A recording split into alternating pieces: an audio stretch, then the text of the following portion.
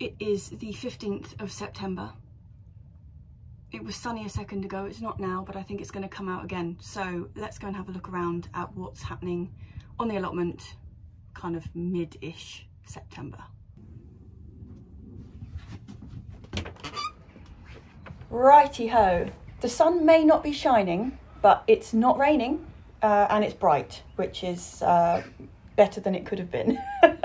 We have a cat on the table, don't we, Lil?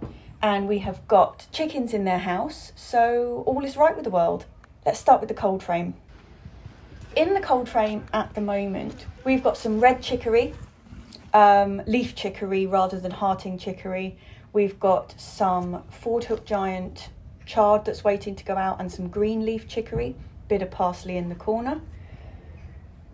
We have got girlies, haven't we, girls? What are you up to? What's going on, Flo? Yeah, I'm doing a plot tour. I am. Outside the girls' house, we've actually got this pineapple sage, which I'm so pleased has survived because we dug this out of the garden at home and it was a bit of a brutal move. So I'm pleased that's happened. This is something I'm not so pleased has happened. We had a stray runner bean growing in this bed and for some reason we just decided to let it go and it's completely covered this apple tree up. It is producing runner beans, but we're not short of a runner bean, so it's a bit of a waste of the time. And it's not great for the apple tree, but still got some apples on it. It's like a hybrid bean apple at the moment. I'll disentangle it soon, I will. It's not good for the apple tree. This apple tree, which we don't know the variety of either of these two, but this one had some absolutely beautiful apples on it this year. I was so pleased with it. They were really delicious, really, really sharp. And we got to eat most of them, which is more than usual. I know, girls. I know. You come out to see what I'm doing? Yeah. So this bed, this was the YouTube subscriber designed D-shaped bed, which I'm really happy with. I've got these garlic chives in here which have taken, which is really fantastic. We're also trying to get some mint to grow under here. That's coming along really nicely actually. It's lush and hopefully it's going to spread. We've got another little bit in here. Hellebores, these are kind of seedlings from other places, and we've got some pineapple mint too. So fingers crossed. So fingers crossed that's all going to take, hey girls? What are you up to? I said I'm doing a plot tour. That's why I'm talking to myself, girls. I am. So I'm talking to myself. Outside the girlies' house, we've got the Gladioli. This is a revelation for me this year. I've never been able to get Gladioli to grow before. And this was the subtle pastel shades mix that we planted. As you can see, they are really, really subtle, pale colours. But I love them. I think they look fantastic. They're just so jolly. On this side, we have got some zinnias, which the seed for these were given to me by Sarah. Thank you very much, Sarah. It's a great mix, all different sorts of colours. They were a bit slow to get started because of the lack of sunshine, but they're really going well now. Okay, I've just realised I've been distracted by the flowers. I'm going to go back to the first bed in the run. Right, first bed. We have got a mix of chimidirapa and tree spinach in here. The tree spinach has not been amazing this year and it's all gone to seed, so I'm going to have to rip that out fairly shortly before it self-seeds everywhere. I just took the first lot of chimidirapa out of here and I've sown a second lot. And this was the stuff that I sowed about 2 weeks ago. It's been a bit disturbed by the badgers, so I've tried to sort of poke the seedlings back in. I'm sure they'll survive. They're pretty tough. The sorrel is looking phenomenal. That's really enjoyed all the wet weather that we've been having. It's looking really lush. Butternut squash dramas. These are my 3 butternut squash plants, and up until now there hasn't been even a sighting of a fruit. Nothing. We had those 4 days of sunshine last week and look, there's loads of them. Unfortunately, I just don't think there's going to be enough time for them to kind of do anything. But it's really annoying because we haven't had a single fruit, not a single female flower on the whole thing all year. And there they are. I know, girls, that bit of sunshine has just spurred everything on, hasn't it? But it's a bit late, girls. It's a bit late. We might get some more hot days. You never know. And they might grow incredibly quick. Who knows? On the other side of that little bit of trellis where the butternuts are growing, we have got a small orange winter squash, a pumpkin type. It's called Sun something. I'll put it on the screen because I can't remember what it's called. But I've already got one off here that we harvested earlier in the year. So 2 off that little plant's not too bad. The chicory is still flowering. This is the same stuff that I've got growing in the cold frame at the moment. We're going to collect a lot of this seed and just sprinkle it around the edges of the plot because it's just been amazing. It not only can you eat it and it's delicious, but it's just flowered non-stop. Marina Di Chioggia is growing pretty well. We've got quite a few of them. At least 3 or 4 of them are going to ripen. They've got enough time. So this one's a bit touch and go, but that big one up there is pretty good. We've got loads more coming, like the butternut squash, just that burst of sunshine and everything suddenly like, way! But I don't think they're going to have enough time. Underneath that, we've got growing the mashed potato squash, and I've never grown these before, but they are a pumpkin that you roast whole and then you scoop out and use it like a mashed potato. Apparently it's delicious. This one's pretty big, but I can't fit my camera in there, so I'm just going to give up on that. But you can see it. You can sort of see it in there. It's quite big, that one. There's another Marina Di Chioggia on the end here. I think that will have enough time to get going. This was one of the beds that was done over by the badgers last week, if you watched the vlog. These guys were all turfed out, but I stuck their roots back in and firmed them down, and they seem to have taken just fine. Not so with the dill. These 2 little plants here are the only survivors, and we had like a whole row of dill all the way up here. Oh well, at least we've got 2. These couple on this end, they haven't survived. To be fair, they didn't have a great deal of root left on them, so I'll leave them there for the time being. They might do something. Bieta Chard in here, which is being eaten by the pigeons. Because it's on its own, it's not really worth covering up, so I'm afraid it's a bit sacrificial. But yeah, I'm optimistic about these Marinas. This is the first year I'm growing them, and I've never tasted them before, but apparently they are absolutely superb, so fingers crossed we get a good couple of them. We've got some Nigella down here. I think those flowers are amazing. They're kind of like passion flowers, you know, with all little tendrils and aliens. Empty bed. This is going to be planted up with green manure fairly shortly. We've had Gladioli in the end. Look at this. That's annoying. I'll pick that end and plonk it in a vase at home. A little short one. So, leeks. This was the mad bed of leeks that I planted up that I had way more leeks than I was expecting. And we've got some right stonking ones in there that are coming on great. But there's a couple of problems. Firstly, I need to raise this enviromesh because they are pushing up against it, which isn't great. You see, they're being bent over there. So I need to do something about that. Also, a couple of them have gone to seed. So I'm going to take this cover off and go through, take anything out that's gone to seed and give it a really good feed, and then raise the enviromesh up a bit higher to give them a bit more space. That's on my imminent to-do list, actually, because I need to get on with that. Actually, there's a lot of things on my imminent to-do list, to be honest. Back to the flowers. The cosmos this year have been beautiful. All of these ones, apart from 2, were just self-seeded from last year's. Got a really gorgeous variety of colours. Really pale ones, really dark ones. Beautiful. Another one over there. Herb bed's looking good. The oregano has really bushed up. I had a huge picking off that about 2 weeks ago. Bushed up fine. We've got the purple sage looking lovely in there. Rocket's gone to seed. Chives, I'll give them a really good chop back shortly, and we've got hyssop in there. If I'm honest, I don't really know what to do with hyssop. If anyone's got any ideas, let me know, or any uses for it. On this side, we have got the calendula. I'm saving the seed from this. Still deadheading some of it, but I'm just waiting for a few to go dry, like this one. They're really funny looking seed. They look like little grubs or little caterpillars. You see they've got like an outer shell, and then it's the little tiny inner bit there that looks like sort of a little larva of something. That's what I'm trying to keep. Behind the cosmos, we've got Rebecca. This always happens to us. Tall ones at the front, short ones at the back. You know how it goes. That's what happens when they self-seed. This one actually wasn't self-seeded. This is a lemonade cosmos. And of 20 or so I planted in here, that's the only one that didn't get got by the slugs. This is a gorgeous sunflower that's been got by the squigs. That's why it's bent right over. I kept trying to stand it up, but as it was flopping back down all the time, it kept breaking more and more. So I ended up just leaving it here. And we've got a couple more flowers coming. Next to that is another sunflower. This is a yellow one. That one on the ground is a red one. It's looking lovely. The squirrels have also been attacking this one, but it seems to have stood up to them. Hot Lips, this is a Salvia. Thank you very much, George, for that. The Cox's Orange Pippin that's kind of hidden behind a lot of these flowers has been phenomenal this year. I'm so amazed that it produced any fruit, having been moved last year. Really fantastic. Something else that's on my to-do list. So I shidied the Ted last week, got that all sorted, but this one is still just a mess, So I'm gonna have to pull out everything from here and have a bit of a rethink about how we organise stuff. It's less easy to put stuff up on the walls in there, obviously, because it's just thin metal. So I'll have to have a bit of a think about that, put some racking up or something. Goldenrod has just gone over.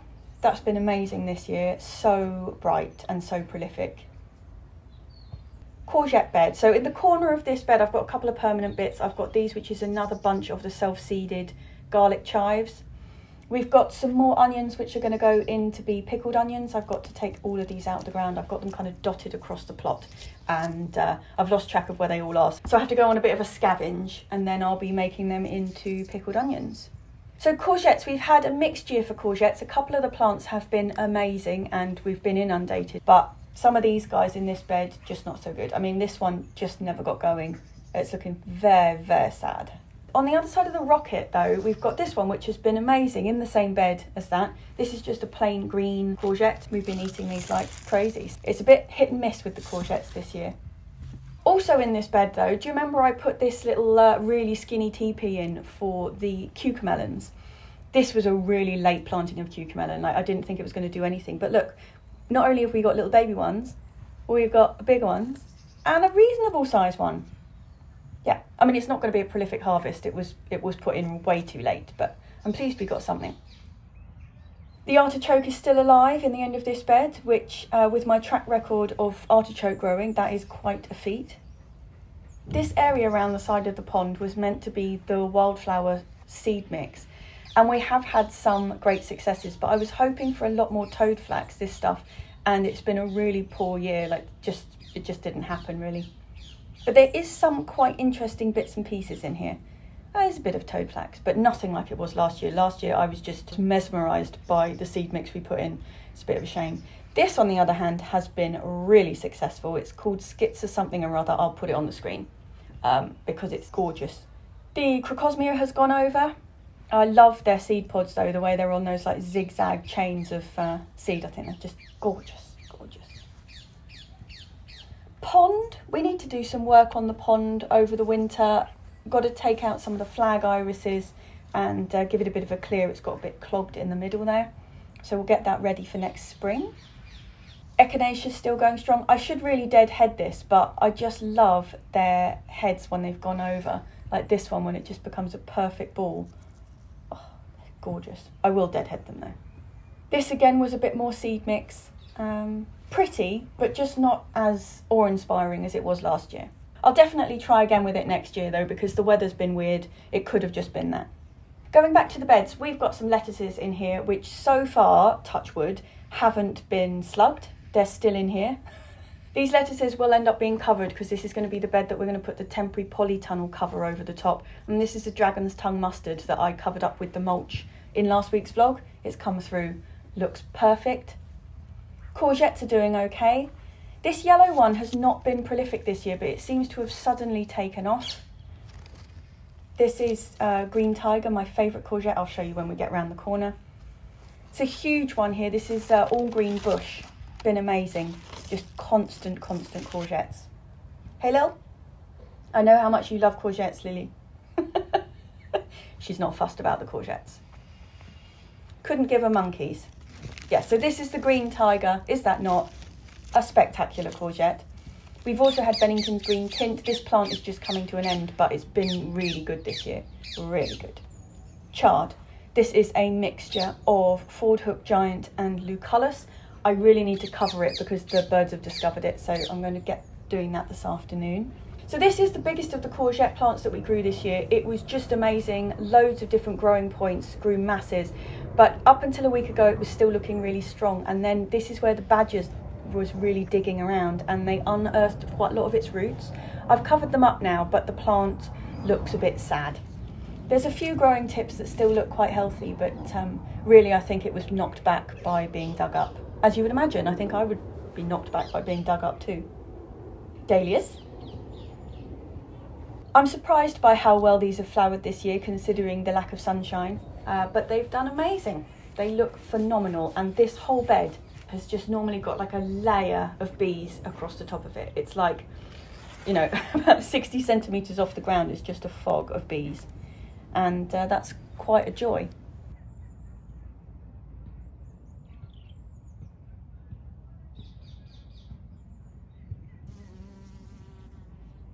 So this was quite a surprise this year, this particular dahlia. I don't actually know what the name of it is, but was really poor last year. We got barely any flowers from it, and this year we've just got these gorgeous, big, blousy, orange, like apricot spectacularnesses, and I love it. Yeah, so dahlias, huge success this year. Don't judge me that I haven't done anything with these boxes yet. One of them is going to be plastic covering for lettuces over winter.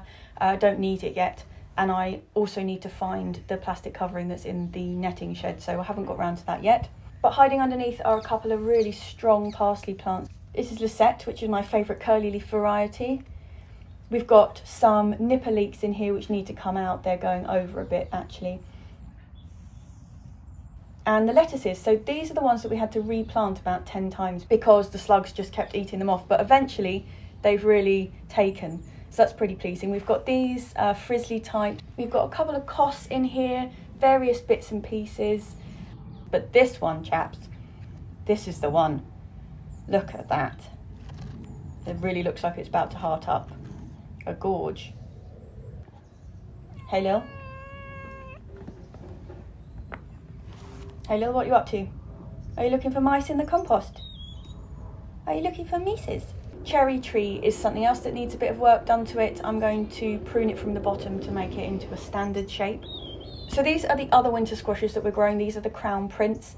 These have been really successful actually. We've got quite a few large ones coming along. We've got six or seven that look like they're definitely going to, you know, ripen, and they're already quite big and ready to go. And then we've got quite a few sort of smaller ones, which obviously if we get a bit of sunshine later on, they might just ripen up. Not sure, but yeah, quite a few this sort of size, which is really pleasing because Crown Prince is, in my opinion, the finest tasting pumpkin or winter squash known to mankind. Good bit of orange flower mix in the bottom of the pear tree bed. Yeah, the Crown Prince have been really happy growing in the compost bin, which is nice. There's another quite large one down here. Yeah, so talking about the pear tree, do you remember that it flowered like a month ago? Obviously, it's not going to grow any pears, but it's been confused by the weather as well. We've been doing a bit of work on the compost bins. This is the bin that we are currently filling up, and we've just turned the older compost from that bin into this bin. So this will now just sit there for 6 months or so and just rot down further as we build this bin up. Another tree spinach gone to seed. I better get them off actually before they fall in the compost, and we have tree spinach across the entirety of our plot. The dogwoods that I've planted at the front of the plot are coming on really nicely. My sambucas is looking gorgeous, and the berries are about to be picked. I'm really excited for that. This is the first lot of my own berries I'll have. This is the really elderly rosemary that I chopped right the way back to one growing stem, and it's recovered beautifully. It's so lush now. Sacrificial tree cabbage here, just kind of doing its thing underneath the bay tree. The bay tree is something I'm going to be doing this week. I need to chop it back into shape, get it all sorted again. I like to keep its legs kind of with nothing cluttering them, so I will take all of these off this week. Get that back to looking gorgeous again. And this is a summer savoury. Now, along with the hyssop, both herbs I don't really know what to do with, so if anybody's got any suggestions for really good things to do with either of those two, drop me a line underneath, I'd be really interested. A couple of pigeon-attacked bietas and some radicchio, which is just starting to heart up. So that is walking up one strip of the allotment. We'll now walk down the other side and have a look at the bean arches. Hey Berta, the beans have been amazing this year, haven't they? Yes, she says. Yes, they have. Let's have a look at the figs, because This year we had no figs left over from last year. They all dropped off in the frost. They were just at the wrong point. Some years we've had 2 flushes of figs if we've had a long kind of autumn. Oh, look at you.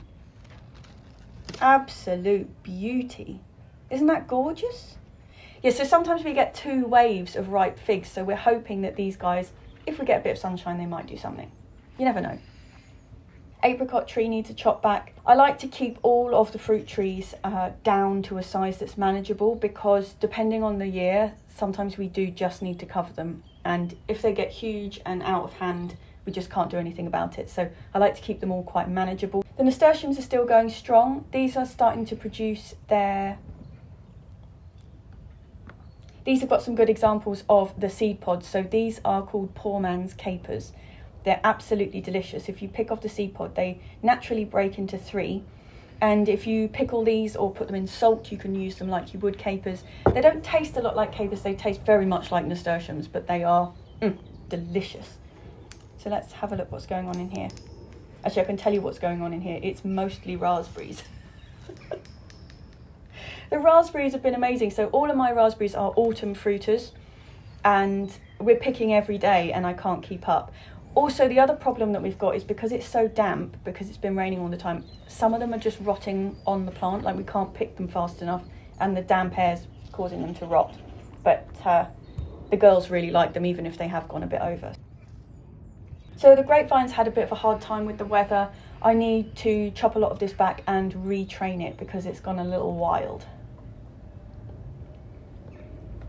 My gorgeous sea kale, Cranberry Maritima, I think it's called.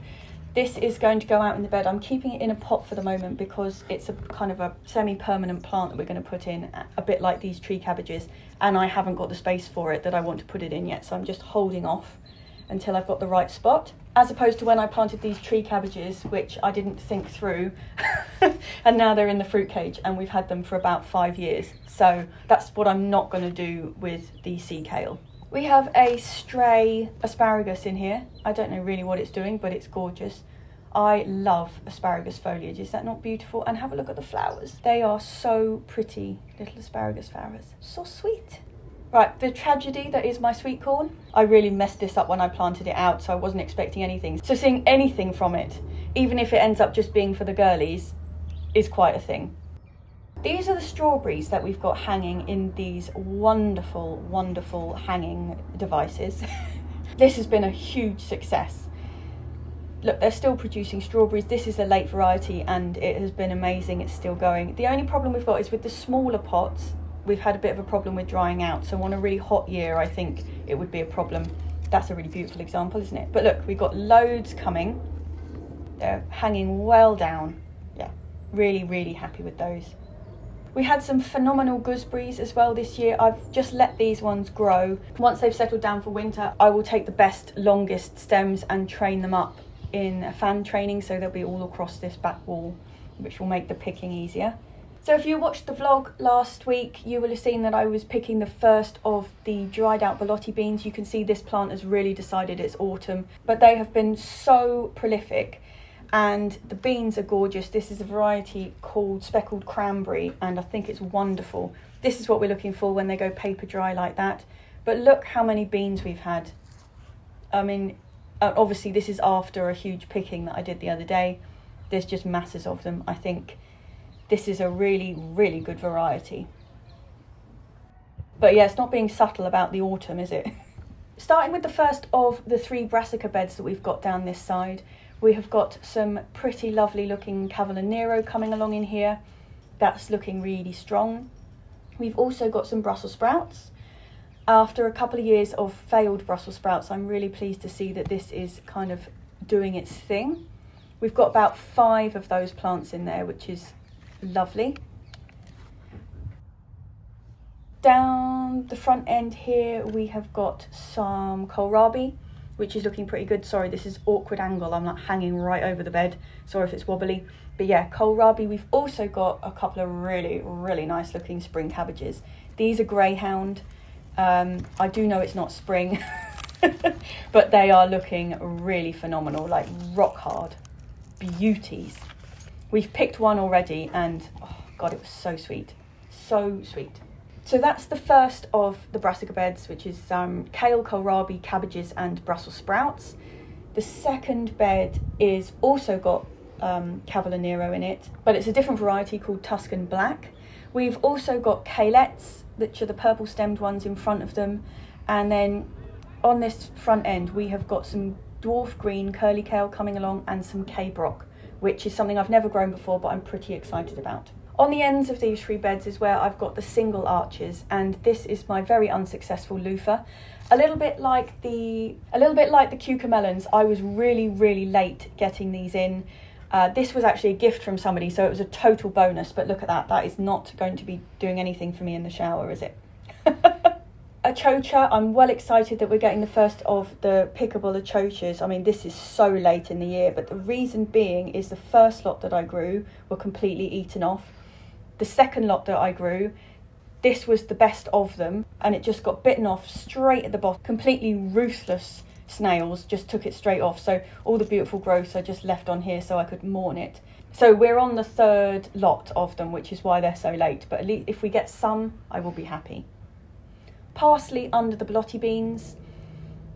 In this bed we also have a few more kohlrabi. These are all looking really lush, and I really do put that down to the fact that we put the field beans in here as the green manure before we planted them out. I think it's made a huge difference. First of the French beans, this is an absolute joy called Nudeca. It is a yellow French bean.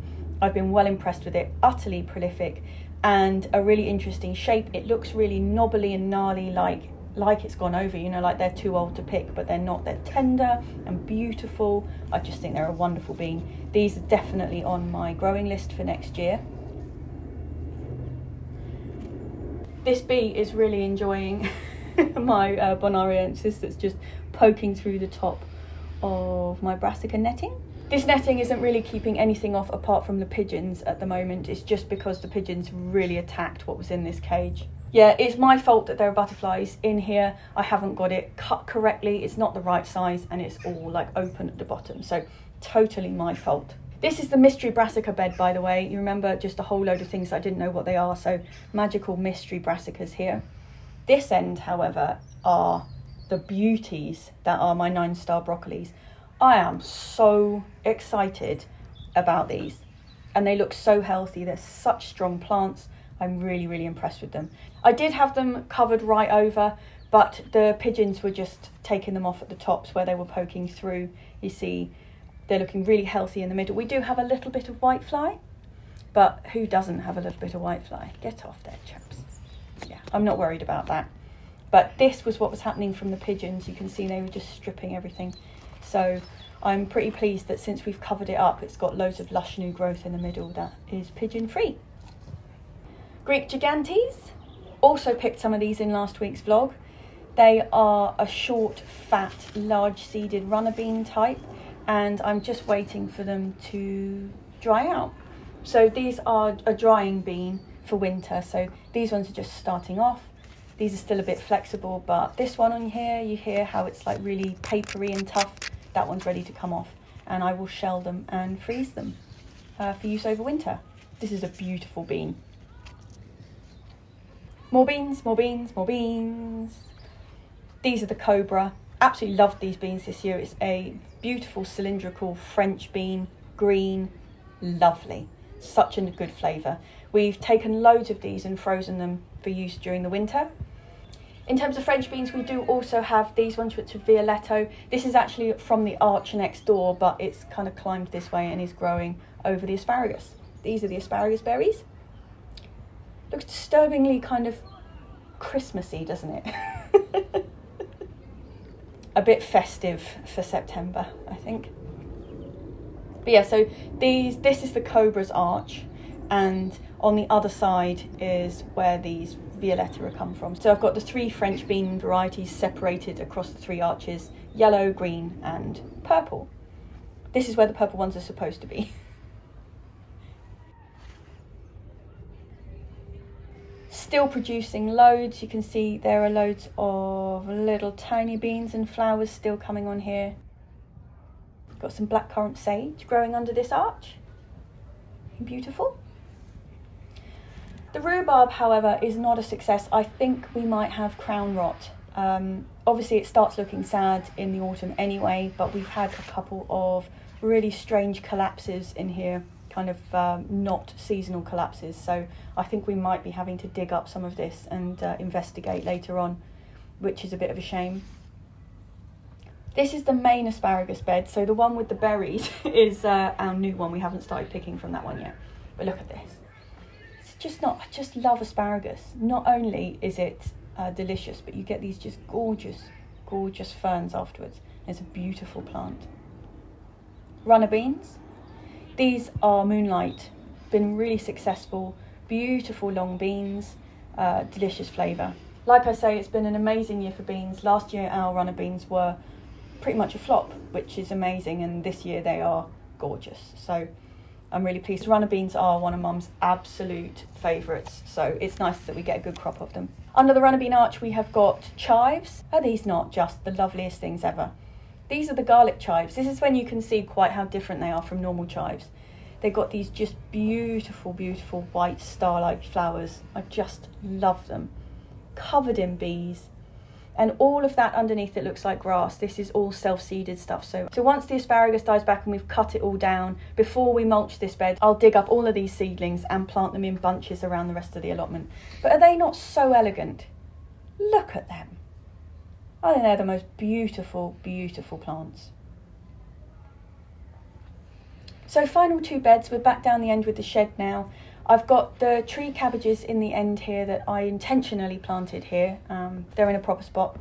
These are going to be sort of the replacement ones for when the one in the fruit cage eventually gives up. This is what we'll be picking from.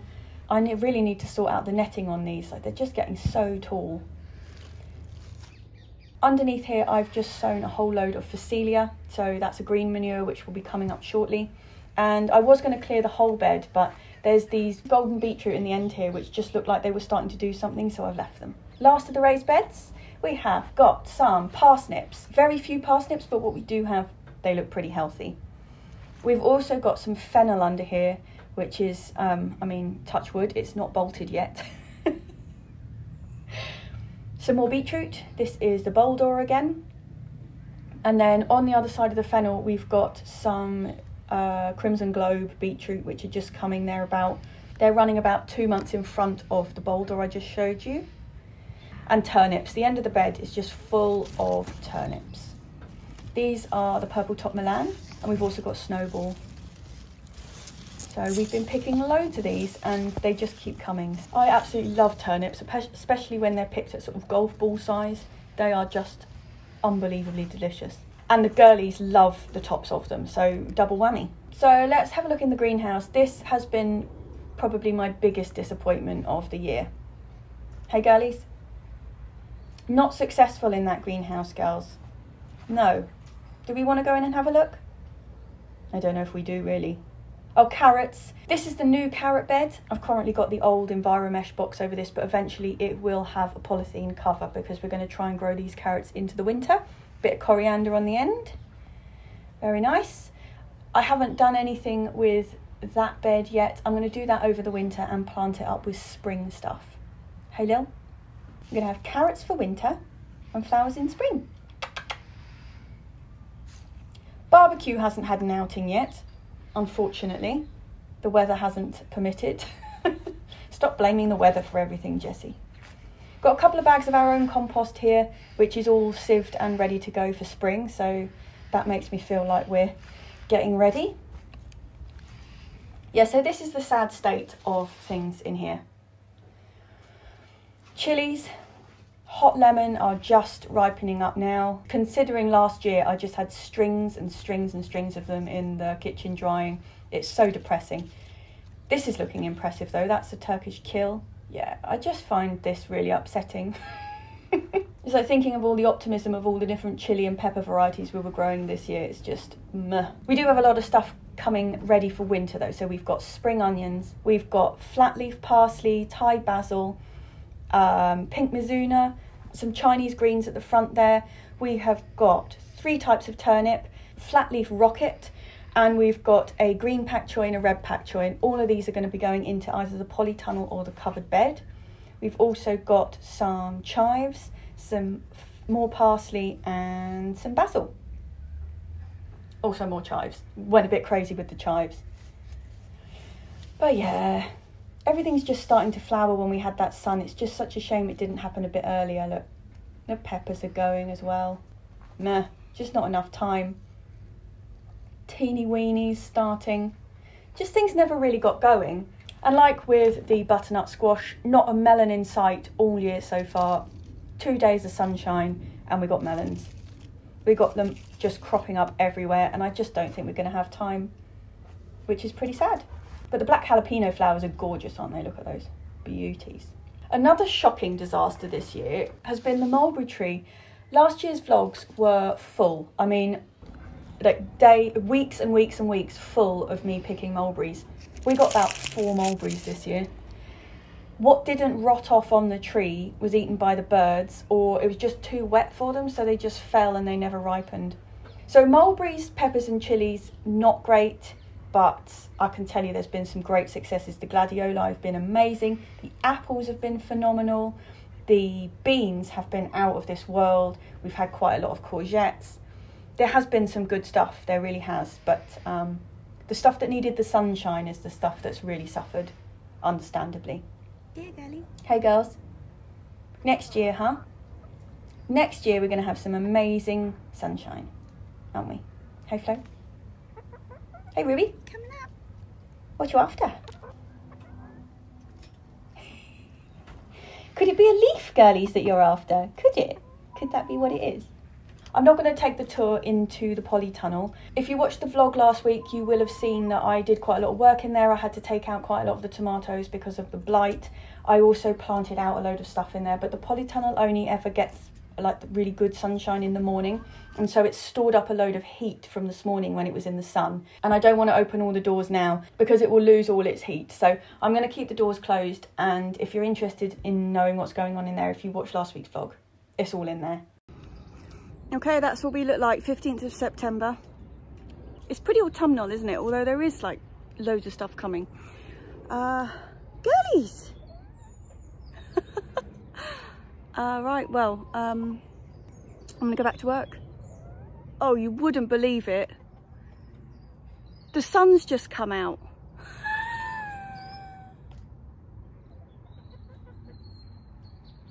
Oh, what is the timing like? It has, you know, the sun has actually just come out.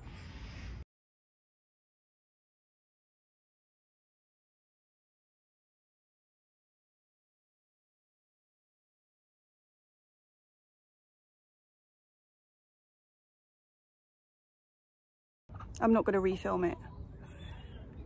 I'll see you on Tuesday, chaps.